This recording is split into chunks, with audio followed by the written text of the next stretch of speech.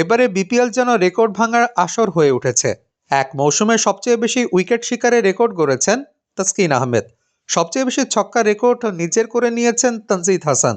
কিন্তু এখন আরো বড় প্রশ্ন, বিপিএল কি এবার এক আসরে সর্বোচ্চ ছক্কা রেকর্ড ভেঙে যাবে?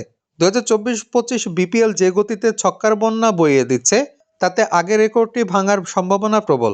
2019-20 বিপিএলে 621টি ছক্কা রেকর্ড গড়েছিল ব্যাটসম্যানরা। বিপিএল এর ইতিহাসে একমাত্র মৌসুম যেখানে ছক্কার সংখ্যা 600 পার করেছিল। কিন্তু 5 বছর পর সেই রেকর্ড ভাঙার দ্বারপ্রান্তে 2024-25 বিপিএল। এখন পর্যন্ত প্রথম 36 ম্যাচে ছক্কার সংখ্যা 567টি, অর্থাৎ মাত্র 55টি ছক্কা হলেই আগের রেকর্ড ভেঙে যাবে। প্রশ্ন হলো, এই রেকর্ড কি ভাঙবে? যদি বর্তমান হার বজায় থাকে, তাহলে আগামী 10 ম্যাচে আরও 150টি ছক্কা দেখা যেতে পারে, যা পুরনো রেকর্ডকে ছাপিয়ে এক মৌসুমে সর্বোচ্চ ছক্কার নতুন ইতিহাস গড়বে। এবারের আসরে বাংলাদেশি ব্যাটসম্যানদের মধ্যে সবচেয়ে বেশি ছক্কার মালিক হয়েছেন তানজিদ হাসান।